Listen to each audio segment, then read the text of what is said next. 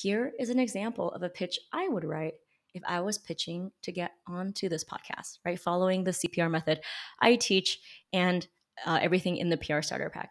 And if you want to know more about the CPR pitching method, which is a method that I basically came up with from cold calling and hacking my own PR from the outside, you can go to this podcast episode. I believe it is episode 2. So you go to gloriachoupr.com/2 and you can hear all about the different ways you can use the CPR method to find your newsworthy angle.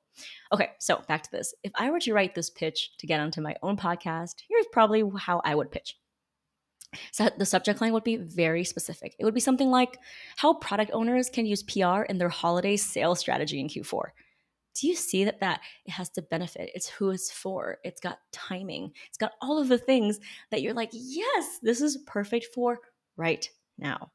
All right, so the pitch I would write to get onto my own podcast if I was pitching from the outside would be, I know that Q4 is a really busy season for product owners, and as a product and e-commerce expert helping 5,000 plus businesses of this niche, I'd love to help your audience take advantage of the biggest buying season and biggest season for revenue by aligning their business strategy to set themselves up for success with PR and marketing. So I talk about relevance right away, right? In the CPR method, you want to hit them with the relevance right away. What is so relevant about Q4?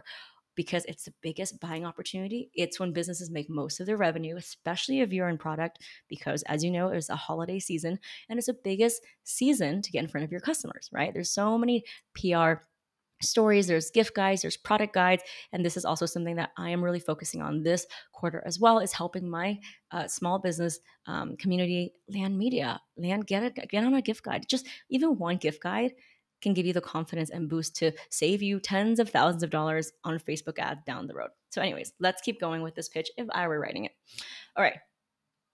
Specifically, I have found that through working with my small business, e-commerce, and product founders, there are 3 problems that they encounter when it comes to getting ready for the holidays.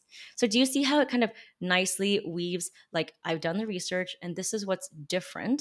This is what's different about all the other fluffy topics, right? So these are their 3 roadblocks and how I can help them. Again, you always want to be a part of the solution. You don't want to just talk about how you've done so many things, X, Y, and Z. I've done this. I think one of the lessons that I've learned as I've built my community and have really learned what it means to serve. And if you look at the successful entrepreneurs, they just really serve their audience, is that it's not about me. It's about you, the listeners. It's how I can help you, how I can understand you, how I can meet you where you at. Because talking about all the places I've been featured and, all of that, it only gets you so far. At the end of the day, your audience wants to know, are you speaking to me? Is this for me? And you can't say that by just touting all the places you've been featured, right? So that's why I don't really share that much, like where I've been featured. I think as like credibility is important, but at some point it's about how well do you know your audience and to serve them and meet them where they're at. So anyways, let's continue. I have found that product owners encounter these 3 problems when it comes to getting ready for the holidays in Q4. Number 1, so 1, 2, and 3, right? So I kind of list like the problems. And then I say, hey, I have proven strategies that would help mitigate these problems without requiring more time and budget. So do you see how like most people would be like, I have a way to help your clients, but they require more budget or time or all the things that people don't usually have. I am saying right off the bat, you can do this. Anyone can do this because I am a nobody and you can too. So it makes it easy for the host to be like, oh yeah, this is something that would appeal to a lot of people, right? So questions I can answer on your podcast include, you see what I did there? I like to write my podcast pitches as if you're already writing questions for them. You're making it even one step easier for the podcast host to read it. So the questions I can answer on your podcast include 1, how can product owners get the best ROI from working with a paid influencer, right? This is a question people are asking in Q4. Number 2, how can you really track the metrics from your paid marketing efforts?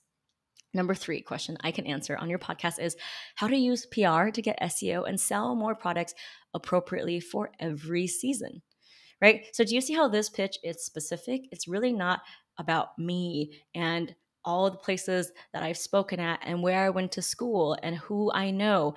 And like, it's really about the audience.